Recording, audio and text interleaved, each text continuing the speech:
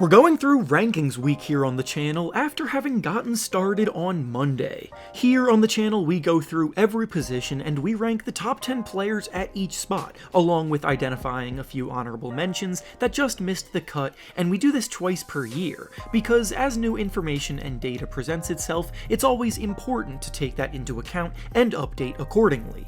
One update comes midway through the season, and then the other update comes during the off-season when the season is over, which is the one that we're doing right now. So far, we've gone through the point guards, the shooting guards, and the small forwards already, so if you missed those videos, be sure to watch them after you watch this one, but in today's video, we'll now be going through the power forward position.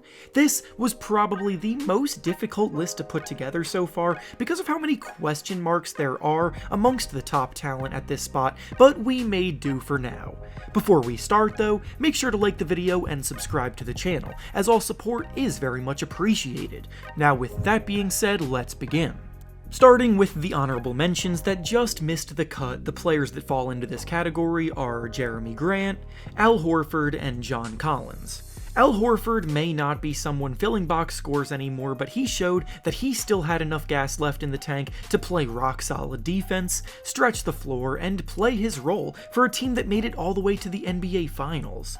Jeremy Grant has elevated his play during his tenure in Detroit, but his scoring production isn't necessarily that efficient and is also probably inflated due to his role on that tanking team, so it'll be interesting to see how he performs now in Portland.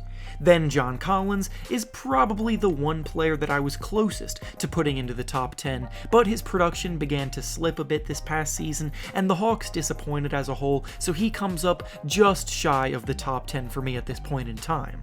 Now to start things off at number 10 and work our way up to that top spot, we have Tobias Harris of the Philadelphia 76ers. Harris has carried a negative stigma ever since he signed a max contract with the team. I don't think anyone at this point believes that he was worthy of a max caliber contract, but outside of that, he's actually done a lot of good in his role. He was still an efficient 18-point per game scorer last season. In the playoffs especially, he played some outstanding defense, and he's the kind of player that's good at most without necessarily being great at any one thing, which is still a valuable playstyle to have. Next up at number 9, we have Evan Mobley of the Cleveland Cavaliers. Mobley came in as a rookie last season and immediately made his presence felt on the defensive side of the ball. The Cavaliers had been near the bottom of the standings for years, but last season they became one of the top-ranked defenses and nearly made the playoffs before injuries struck, and it's no coincidence that that elevation happened once Mobley comes in. He's one of the most impactful and versatile defenders in the game already, and offensively, he runs the floor hard, finishes well around the rim, and has a budding outside jumper that should continue to improve over time. Up next at number 8, we have Julius Randle of the New York Knicks. Randle is probably the greatest current example of why box score averages aren't everything, because on paper, Randle does stuff the stat sheet on a nightly basis. He averages about 20 points, 10 rebounds, and 5 assists per game, and yet, when you watch the Knicks play, you see how counterintuitive his production can be to actually winning games. He tends to take a lot of bad shots, he forces things, and he's inefficient, and on top of that, he struggles in big games. So while he is a good player, I'm not sold on him being one of the best players for a team trying to win anything. Next up at number 7, we have Ben Simmons of the Brooklyn Nets. Ben Simmons has been a point guard for most of his career to this point, but in Brooklyn, he's more than likely going to have to accept the fact that the point guard spot just is not for him. The team's backcourt is currently Kyrie Irving and Seth Curry, and part of Simmons' ineffectiveness in big games is caused by the fact that he can't produce from the outside like guards are expected to, so if he buys into being a forward, continues to play his near defensive player of the year level defense, and makes plays with his passing, then he can still be a valuable asset here. Next up at number 6, we have Draymond Green of the Golden State Warriors. Draymond was easily the most difficult player to rank today because he's basically the inverse of everything that I said about Julius Randle, where Draymond's box score numbers don't necessarily impress, but he impacts winning basketball at such an enormous rate.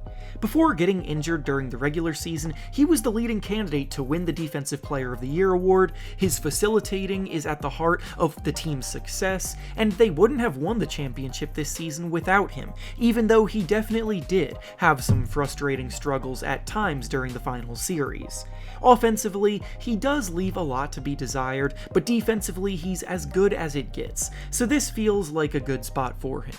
Next up at number 5, we have Jaren Jackson Jr. of the Memphis Grizzlies. The Grizzlies not only had the second best record in the league this year, but they also kept up that same winning pace when Ja Morant was missing games, and they were able to do so because of contributions from guys like Jaren Jackson on both ends of the floor. Jaren is quickly becoming one of the best defensive players in the league who can move his feet well and protect the rim as well as anyone. He led the NBA in blocks per game this past year, and offensively, if he becomes a bit more efficient, he'll actually be able to dominate both ends. Up next at number 4, we have Zion Williamson of the New Orleans Pelicans. I already know a lot of the comments down below are going to complain about this ranking because he hasn't played in a year and has barely played at all through 3 seasons, but he's expected to be back fully healthy for next season, and from what we have seen from him on the court, he has the talent to be as good as anyone at this position. He dominated the paint at a level we haven't seen since Shaq when he was last healthy. He's one of the best scorers in the league overall, and his presence has the potential to elevate the Pelicans to a point where they could make a deep run in the playoffs. Next up at number 3, we have Pascal Siakam of the Toronto Raptors. 3 seasons ago, Siakam broke out as an all-star, then 2 seasons ago he took a bit of a step back, but then this past year, he got back to playing tremendous basketball on both ends of the floor and led a surprisingly good Raptors team to the playoffs when many were counting them out. He posts averages of 23 points, 9 rebounds, and 5 assists per game, he plays very good defense, and his ability to push the pace in transition and attack bigger defenders off the dribble makes him a tough cover on nightly basis. Up next at number 2, we have Anthony Davis of the Los Angeles Lakers.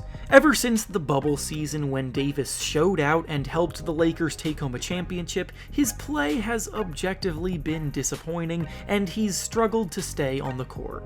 The Lakers have had 2 disappointing seasons in a row now, and his play has definitely played a role in that being the case.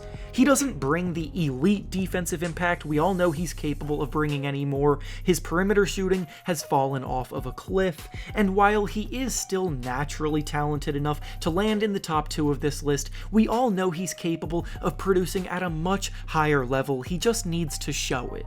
And finally, coming in at number 1 on this list, we have Giannis Antetokounmpo of the Milwaukee Bucks. Giannis at 1 was the easiest decision to make for this list today because he's not only far and away the best power forward, but there's also a very good case to be made that he's the best player in the entire league.